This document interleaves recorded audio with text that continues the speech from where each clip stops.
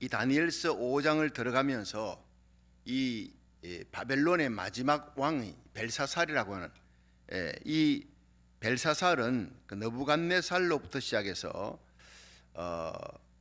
기원전 605년에 그 이스라엘 공격에서 많은 포로들을 끌고 오고 했던 그 느부갓네살 대표적인 왕이지요. 그런데 이 느부갓네살이 기원전 605년에서 502년까지 이렇게 다스리고 그 다음에 아멜말뚝으로 넘어갑니다. 두 번째가 기원전 562년에서 560년까지 달랑 이제 2년 동안 그렇게 통치하고는 그 다음에 세 번째 네르갈 살레셀, 이 네르갈 살레셀이라는 사람이 560에서 556년 한 4년밖에 통치를 못해요. 그리고 네 번째 나바시 말뚝이라고, 이건 딱 1년 정도 그렇게 556년 그 해 통치하고 뭐 그렇게 내려옵니다. 그 다음에 이 벨사살 왕의 아버지 나보니더스라고 하는 사람 기원전 556년에 왕위에 올라갔는데 이 바벨론 왕이 되었는데 한 3년 정도 하고는 그 다음부터는 그 아들에게 다 물려줬어요. 그리고 자기는 뭐 죽었느냐 그것도 아니에요. 나라 망할 때까지 기원전 556년에서 539년이 이제 바벨론 망하는데 메데파사에게 망하는 거예요. 그때까지 왕으로 있습니다. 그러나 섭정왕으로 아들을 세우는 거예요. 그래서 벨사살이 벨사루슬이라고 하는 원래 이름은, 그런데 기원전 550년 자기 아버지가 그 일단은 물려줍니다. 물려주되 다 물려주지 않고 테이마라고 하는 곳에 가서 이제 거기서 거의 여성을 보냅니다. 아마 뭐 정치에 환멸을 느꼈는지 이 그 바사 왕과 싸우고 난 다음에 패했어요. 바사 왕 고레스와 싸우고 패한 후에 굉장히 의기소침해서 언둔 생활에 들어 테이마라고 하는 곳에 온천이 있고 하니까 거기서 뭐 남은 생애를 정치 환멸 느끼고 한번 전투에 지고 난 다음에 자기 아들에게 물려주고 그 다음에 바벨론이 마지막 끝날 때까지 그냥 아들의 섭정왕으로 맡기는 거예요. 그러니까 이제 꿈을 꿨는데 이 꿈을 꿈이 아니고 이제 느부갓네살은 꿈을 꿨지만은 이 벨사살 마지막에는요 하나님 환상을 보이는데 하나님의 성전에서 아버지라고 표현되어 있어요. 그 부친 느부갓네살 자꾸 이래 나오는데 사실 이 벨사살은 정손자뻘입니다. 정손자뻘이 되는데 그냥 여기에서는 아버지 아비 하면은 우리하고 우리말하고 비슷해요. 아버지라는 것이 히브리어로 아부, 이렇게 아부, 그것은 선조, 선왕 이렇게 표현합니다. 그리고 거기는요 히브리어가 아들하고 손자를 같은 거의 단어로 씁니다. 그래서 잘 읽어보고 이 연대를 이 배경을 알아야지 이 사람이 아들인지 손자인지 그렇게 알 수가 있는데 이 벨사살은 그 뭐 느부갓네살이 거의 할아버지 뻘 되는데, 그런데 이 벨사살이 539년에 죽습니다. 그리고 나보니더스 그 아버지도 539년에 죽고 끝납니다. 왜냐하면 벨사살이 하나님에게 성전 모독, 하나님 성전 기명을 그 할아버지 느부갓네살 왕이 이스라엘 침공할 때 갖고 왔잖아요. 성전 기명을 갖고 왔잖아요. 그게 이제 다니엘서 1장에 나오죠. 그래도 느부갓네살은 예의가 있어요. 하나님 성전 신에게 바쳤고 그 성전에서 예배 드릴 때 쓰던 것이니까 함부로 거기다가 술 마시고 이렇게 하지는 않았어요. 갖고 와서 자기 창고에다가 넣어놨는데 이 마지막 왕 벨사살은 아주 뭐 이거 간이 배 밖에 나왔어요. 그 성전 기명을 갖고 와서 거기다가 술 마시고 자기만 마시는 게 아니라 그 1,000명을 초대했습니다. 그리고는 거기에 있는 귀인들 뭐 궁녀들 뭐 후궁들 뭐 다 불러가지고 다 마시게 하는 거예요. 자, 이게 제일 큰 죄입니다. 하나님을 함부로 대하는 거, 교만죄, 성전 기명을 함부로 대하는 죄. 이 사람은요 하나님에 대해서 하나님의 이름을 모독하고 이런 건 없었어요. 하나님의 이름을 대놓고 욕하고 이런 건 없었어요. 그러나 하나님의 성전 기명을 함부로 대한 죄, 하나님의 것을 함부로 대한 죄, 이것을 하나님을 만홀히 여겼다. 이 제일 무서운 죄입니다. 하나님을 만홀히, 하나님을 우습게 여기지 말라. 바로 심판해 버리는 거예요. 우상 숭배입니다. 우상에게 막 찬양하는, 그냥 왜 이렇게 우상을 금원 목석 동 이런 우상들을 세워놓고 그 우상들 자기들이 만든 걸 찬양하니라 하나님 성전 기명을 거기다가 술을 갖다 부어 마시고 부어라 마셔라. 왜 이런 일이 벌어졌느냐? 메데바사가 바벨론 성을 에워쌌어요. 이 바벨론 성은요 난공불락의 성이라 그럽니다. 거의 불가 사이에 아주 견고한 성, 이 성 중앙으로 강이 흐릅니다. 성 중앙으로 강이 이렇게 흐르고 있기 때문에 거의 10년치 분량의 음식과 식량을 비축해 놔서 바깥에 전쟁이 일어나도 10년을 버틸 수 있는 성이에요. 어마어마하게 큽니다. 예. 그리고 공중정원, 정원을 공중에다가 매달았네. 이 세계 7대 불가사의가 바벨론에 있는 거예요. 그러니까 이 어마어마한 대제국에서 참 전쟁이라는데 메데파사가 쳐들어와서 이 성을 에워쌌습니다. 10년은 버틸 수 있습니다. 그런데 이 사건이 일어난 그날 밤으로 죽습니다. 그날 밤으로 성은 무너지는 거예요. 참 기이한 일이 벌어집니다.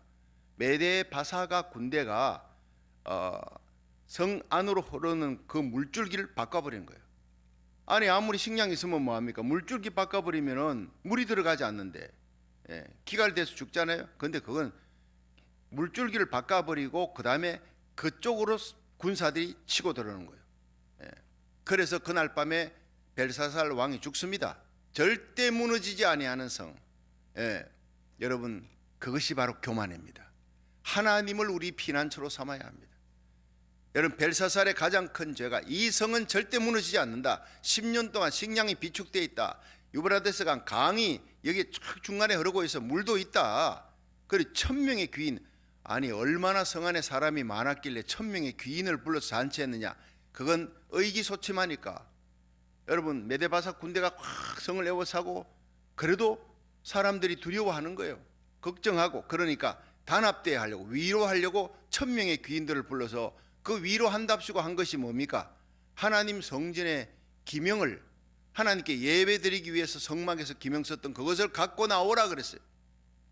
주위에서 아무도 말리지 않았어요. 절대 군주인 이 벨사살을 어떻게 바벨론 왕을 함부로 그 성전 기명을 그 선왕도 건드리지 않았습니다 라는 사람이 한 명이라도 나왔으면 그래도 이게 조금이라도 더 살 수 있는 기간이 연장됐겠지만 이 사람이 이렇게 그날 밤으로 인생이 끝납니다. 바벨론이 끝나는 죄는 하나님을 향한 모독입니다. 주위에 그를 향해서 충고하는 사람이 없어요. 여러분 우리 인생에 우리의 가는 길을 옆에서 채찍질해주고 경고해주고 충고해주는 사람이 있다. 그것은 최고의 축복입니다. 여러분 요아스라는 사람 알지요? 요아스가 왕이 되었을 때 그 옆에 여호야다라는 사람이 제사장이 있어서 항상 곁에서 충고하는 영적 서성이 있었을 때 그는 하나님을 정직히 섬기고 따랐습니다. 그러나 여호야다가 죽은 후에 그는 급히 선회하면서 우상 숭배하면서 그 마지막은 비참하게 끝나는 거예요. 여러분 여호야다 같은 영적인 서성이 있다는 거 얼마나 귀한 축복인지 몰라요. 여러분 우리 인생에 정말 벨사살이 딴 사람이 아닙니다. 우리 속에도 벨사살이 있어요. 여러분 우리 속에 다니엘이 있습니다. 우리 속에 느부갓네살이 있습니다. 여러분 다니엘로 시작했다가 느부갓네살로 끝나는 사람이 있어요. 정말 우리 속에 바울도 있고 사울 왕도 있다고요. 다윗도 있고 사울 왕도 있어요. 하나님을 의지하고 하나님 마음에 합한 하나님 뜻대로 살아가는 거룩한 다윗 같은 삶을 살아가기를 축원합니다. 다니엘같이 살기를 결단해야 돼요. 뜻을 정하고 하나님 외에 다른 신에게 절하지 아니하리라. 우상에게 섬긴 그 음식으로 내 몸을 더럽히지 아니하리라. 이런 다니엘처럼 날마다 거룩을 향해 선을 향해 뜻을 정하는 거예요. 우리가 거룩하게 살기로 나라 민족을 위해 기도하며 살기로 중보 기도하며 살기로 그렇게 뜻을 정하면 하나님은 우리에게 복 주시고 죽을 병도 고쳐주시려고 뜻을 정하는 거예요. 히스기야가 뜻을 정하고 하나님이 너 죽는다 그랬다. 아니요 나는 내 후대가 없어요. 40대에 나는 죽으면 하나님 영광 가려집니다. 벽을 놓고 통곡하며 기도할 때 하나님이 그를 살리기로 뜻을 정하는 거예요. 하나님도 뜻이 있습니다. 우리가 거룩한 뜻을 정할 때 일천 번제를 하나님 앞에 새벽제단 찬바람을 가르고 달려와 여러분 이 자리에 앉아 있을 때 하나님은 하늘 문을 열고 여러분 기도의 영을 부어주고 성령으로 충만케 하고 여러분 기도를 응답해 주시려고 하나님이 이미 천사를 보내는 거예요.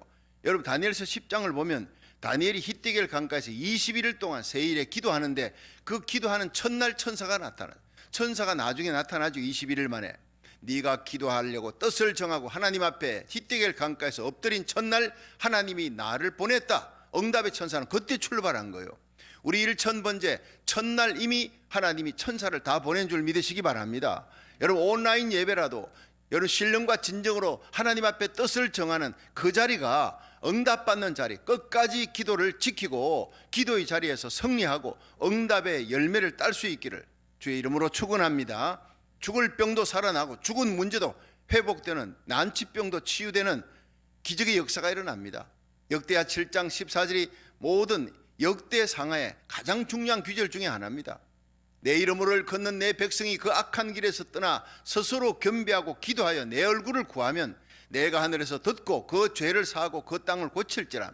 우리가 하나님을 향해 하나님을 찾기로 뜻을 정하면, 여러분들이 고국 대한민국이 대통령으로부터 모든 백성들이 하나님을 찾기로, 하나님의 얼굴을 구하기로 뜻을 정하면 하나님은 우리 고국을 축복하기로 뜻을 정한다고요. 미국이, 여러분 대통령이나 모든 국회의원들이, 모든 하나님의 종들이, 교회가 뜻을 정하고 하나님 앞에 회개하고 기도할 때 하나님은 이 땅을 축복해 주셔서 청교도의 신앙을 회복시켜 줍니다. 대부흥이 일어나게 합니다. 우리 심령도 하나님을 향해 뜻을 정해야 됩니다. 벨사살 보십시오. 이 사람의 뜻은 뭡니까? 죽을 작정하는 거예요. 망할 작정하는 겁니다. 하나님의 성전 기명을 함부로 끄집어내 자기가 의지할 것이 하나님을 의지했으면 이 사람은요 죽다가도 살아나고 메데바사 군대 하나님 다 물리쳐 줍니다. 히스기야의 하나님이 어디 계십니까? 18만 5천 명이 성을 에워쌌어요. 그러나 하나님 앞에 굵은 베옷을 입고 금식하며 회개하며 동료들과 함께, 여러분 제사장 장로와 함께, 서기관 셈나, 그리고 주의 종과 함께 기도하는 거예요. 연합기도예요. 연합으로 기도할 때 하나님의 놀라운 역사가 일어나요. 그 다음날 가보니 18만 5천이 다 죽었어요. 급성전염병으로 죽었다는 그런 어떤 학자들의 얘기도 있지만 성벽 하나를 놓고 저쪽은 다 죽었는데 이쪽은 한 명도 안 죽어요. 여러분 여호사밧 왕 때 모압 암몬 세일이 쳐들어왔어요. 그러나 하나님 앞에 금식하고 기도하니까 하나님이 야시엘을 통해서 이 전쟁은 내게 속한 것이다. 걱정하지 말고 너는 찬양대를 앞장세워라. 무기로 싸우는 거 아니다. 너의 힘이 아니다. 하나님을 찬양하라. 그러면 하나님이 싸워준다. 도구와 들판에 저쪽에 모압 암몬 세일 세 나라 군대가 쳐들어오는데 이쪽에서는 찬양을 시작해요. 무장 해제하고 찬양하는 거예요. 그 찬양의 내용이 여호와께 감사하세 그 인자하심이 영원함이로다. 얼마나 멋있어요. 한번 따라합시다. 여호와께 감사하세 그 인자하심이 영원함이로다. 하나님의 속성을 찬양하는 거예요. 하나님의 살아계심을, 하나님이 전지전능하신 하나님, 무소부재하신 하나님, 능력이 한이 없으신 하나님, 그 하나님, 우리를 사랑하시는 하나님, 우리를 사랑하사 이 땅에 독생자를 보내어 우리를 위해 십자가의 길을 가게 하시고 3일 만에 부활시켜 부활의 첫 열매가 되게 하셨어요. 예수님의 부활이 우리의 부활의 첫 열매가 되고 예수님의 십자가 죽음이 우리의 모든 죄를 사하는 유일한 능력이 됩니다. 그 십자가와 부활을 찬양하는 저와 여러분이 되기를 축원합니다. 그럴 때 여러분 우리 앞에 있는 대적들을 하나님이 해결해 주는 거예요. 빌립보 감옥에서 바울과 실라가 억울하게 매맞고 들어가도 하나님을 찬양하니까 옥문이 터뜨려지고 창고가 열리는 기적이 일어나잖아요. 모든 승리는 찬양입니다. 찬양은 감사의 곡을 붙이는 것입니다. 여호와께 감사하세 그 인자하심이 영원함이로다. 여러분 우리가 하나님을 의지하면 기적이 일어납니다. 벨사살이 그래도 하나님을 의지했다면 그는 살아났을 거예요. 여러분 바삼 메데바사 군대 이거 별거 아닙니다. 하나님이 처리해 줄 수 있습니다. 그러나 성을 의지해서 바벨론 성을 의지하고 성전 기명 하나님을 모독한 거예요. 하나님을 욕한 건 아니지만 하나님의 것을, 여러분 하나님의 것 함부로 떼먹으면 안 돼요. 여러분 하나님의 종 함부로 대하면 안 됩니다. 여러분 제사장 80여 명을 죽였잖아요. 사울왕이. 하나님이 그를 비참하게 끝내버립니다. 다른 건 몰라도 하나님의 날 성수주일 귀히 여겨야 합니다. 여러분 현장 예배든 온라인 예배든 하나님 앞에 하나님께 바쳐진 하나님의 날, 하나님께 바쳐진 11조 귀한 예물, 하나님의 종, 하나님의 것 함부로 건드리면 큰일 납니다. 하나님의 이름을 함부로 욕하지 않았어요. 그러나 하나님의 것을 함부로 건드려서 하나님이 그날 이 사람을 완전히 폐위시키고 바벨론은 끝내버린 거예요. 하루도 연기시키지 않는 하나님의 무서움, 하나님의 두려움을 우리 여기서 봐야 합니다. 여러분 그는 우상에게 찬양하는 거예요. 그냥 하나님의 성전 기명 끄집어내 가지고 거기다 술을 부어라 마셔라. 자기뿐 아니라 옆에 있는 모든 여인네들까지. 원래는요 그런 잔치 자리에는 여인들을 참석시키지 않는 게 그런 관습이래요. 그런데 여러분 아하수에르 왕이 막 그냥 잔치할 때 에스더도 못 나갔잖아요. 기억납니까? 왕후도 못 가요. 왕이 오라 할 때만 여인들이 가는데 여인들 다 불러서 이 막가는 인생이에요. 도덕적으로 다 부패된 거예요. 그런데 그 여인들에게까지 술을 다 마시게 했어요. 이게 역사적인 배경을 보면 이 사람은 완전히 교만입니다. 하나님 의지 않고 성을 의지했어요. 그리고는요 하나님의 것을 함부로 건드려. 그리고 우상 숭배, 금, 원, 동, 목석, 철로, 나무로 만드는 우상들을 함께 찬양하는, 아무도 그 주위에서 경고하는 사람이 없는 거예요. 나중에 여러분 이 사실을 알고 태후가 등장합니다. 왜냐? 그렇게 막 그냥 부어라 마셔라 하고 있을 때 갑자기 왕궁에 그 촛대가 있는 맞은편에 하얀 분벽이 있어요. 여러분 여기 있는 하얀 분벽이 이렇게처럼 하얀 분벽에는 아무것도 없고 촛대의 불빛만 비추고 있는데 거기에 손가락이 나타나서 막 글을 쓰는 거예요. 아무도, 그 나라 글씨가 아니에요. 그래서 어떤 사람은 이것이 뭐 이 땅의 글이 아니라 영선이 뭐니 해도요 그걸 알 수 있는 사람은 아무도 없어. 박사술사를 불렀어요. 벨사살 왕이 벌벌 떠는 거예요. 뼈마디가 녹는 것 같고 넓적다리가 벌벌 떨면서 그걸 보자 손가락만 나타났잖아요. 사람은 없이. 그래서 전승에 의하면 가브리엘 천사를 하나님이 보내어서 썼다. 그것은 십계명의 돌판을 기록한 그런 어떤 글이다. 하여튼 얘기들이 있지만 어쨌든 그 손은요 하나님이 보낸 거예요. 하나님의 메시지예요. 메네메네 데겔 우바르신. 아무도 해석을 못해.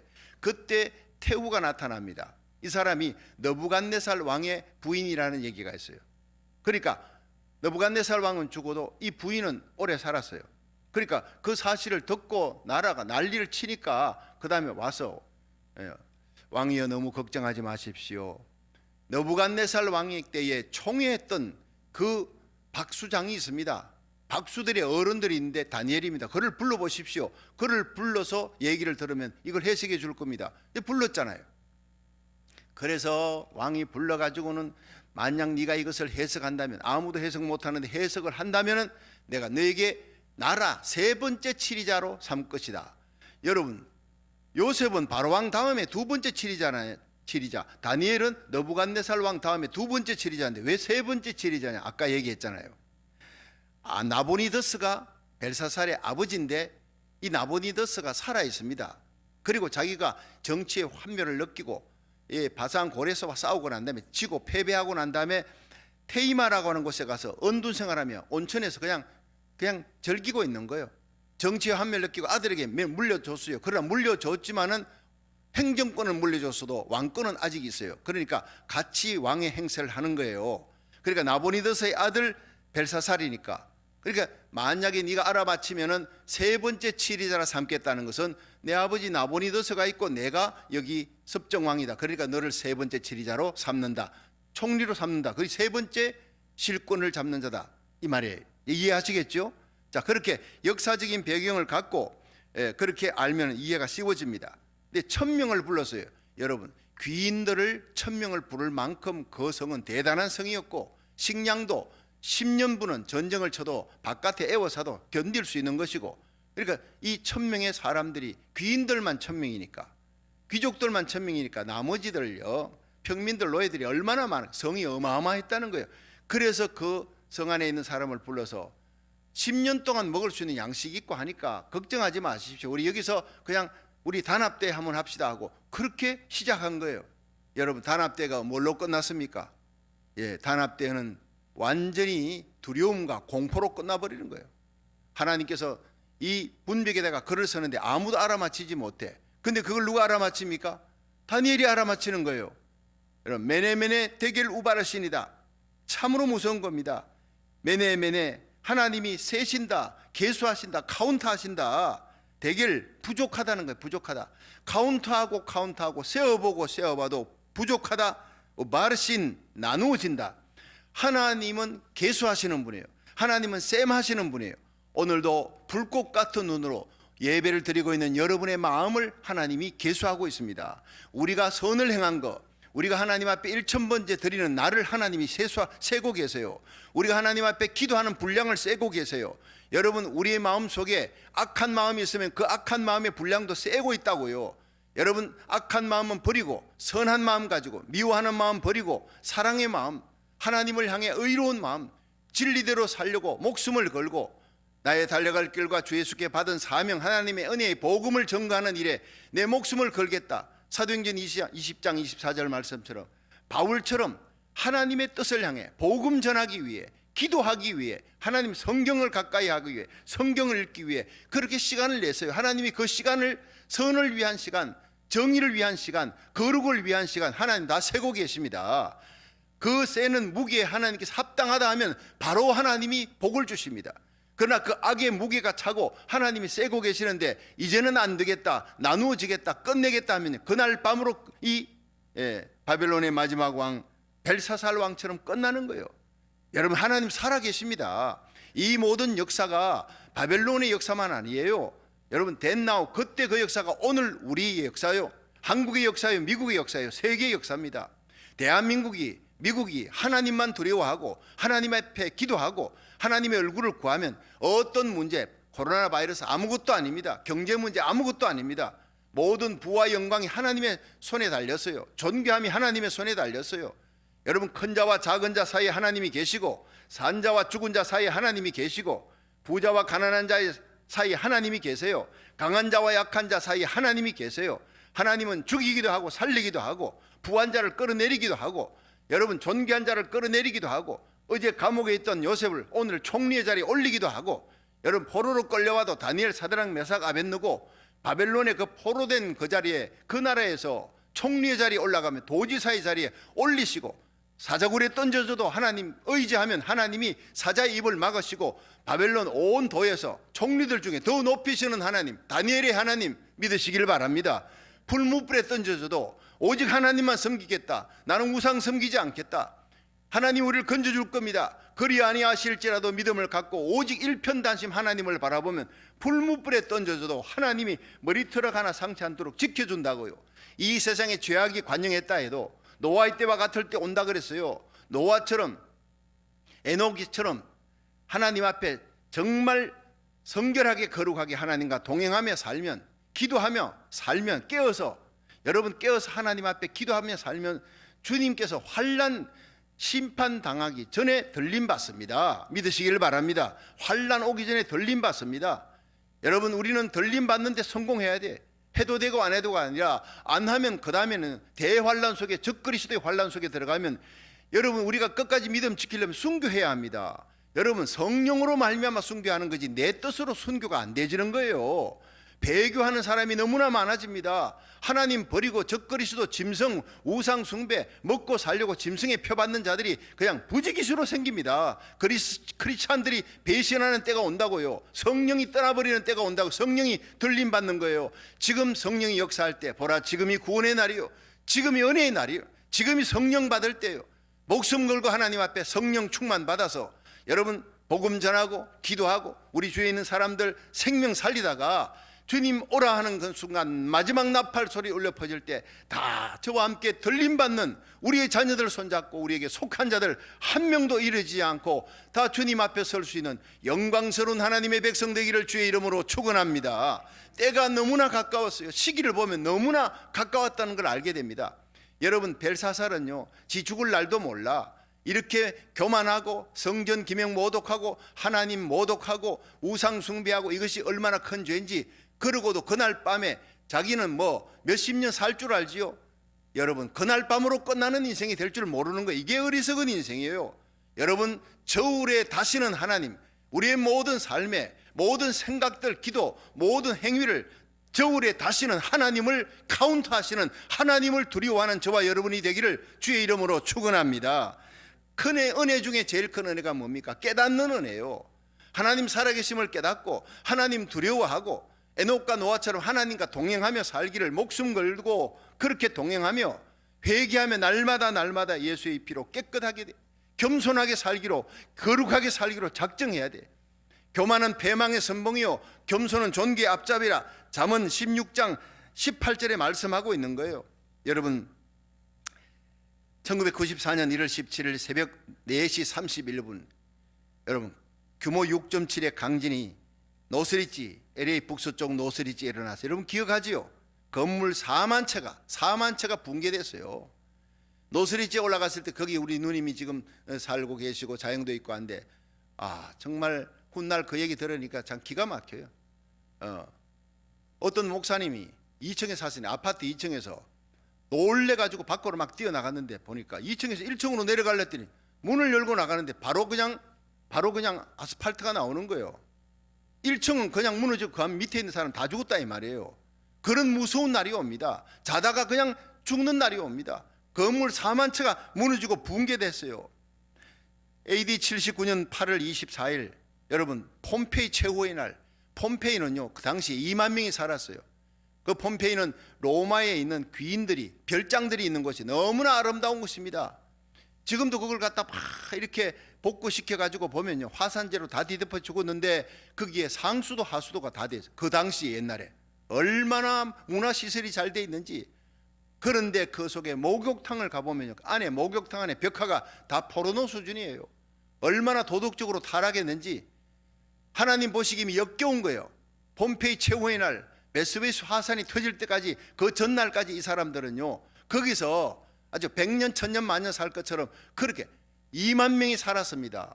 노예들이 8,000명이 노예를 8,000명을 부리면서 상류층의 사람들이 마음껏 쾌락을 즐기며 살고 있을 그때 베스비스 화산이 터지면서 화산재가 덮어버려요. 10m가 넘는 화산재가 덮어버려요. 아무도 살 수 없어요. 개미 새끼 한 마리 살 수 없도록 완전히 하나님이 덮어버렸어요. 소돔 고모라를 하나님이 뒤집어 엎어버렸다 그랬습니다. 그 가운데 살아난 자가 누굽니까? 그 가운데 롯과 그의 가족 아닙니까? 그 부인은 나왔다가 뒤돌아본 거로 완전히 돌이 돼버렸지 않습니까? 소금 기둥이 됐다 그랬잖아요. 소금 기둥이. 여러분 뒤돌아보면 안 됩니다. 여러분 세상 등지고 주님만 바라보고 주님이 우리에게 주신 사명 감당하면서 끝까지 거룩을 지키고 겸손을 지키고 하나님만 두려워하며 기도하며 하나님과 동행하며 살아가는 이 시대의 아브라함같이 되기를 주의 이름으로 축원합니다. 아브라함의 기도로 살아난 거예요. 롯과 그의 가족들이 아브라함의 기도로 살아난 거예요. 우리가 기도해야 우리 자녀들이 우리 친척들이 어디에 있든지 우리에게 속한 자들이 사는 역사가 일어날 줄 믿으시기 바랍니다.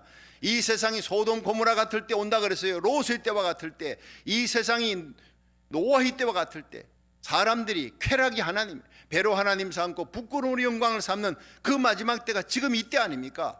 예수님 재림 직전에 일어날 7가지 징조를 마태복음 24장에 다 얘기했습니다. 그 징조가 이미 다 이루어져요.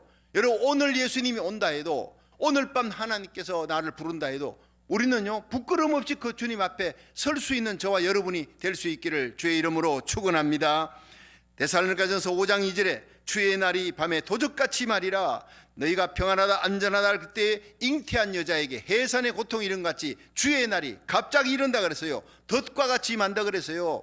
형제들아 너희는 어두움에 있지 아니하며 그 날이 너희에게 도적같이 임하지 못하리라. 이게 얼마나 귀한 말씀인지 몰라요.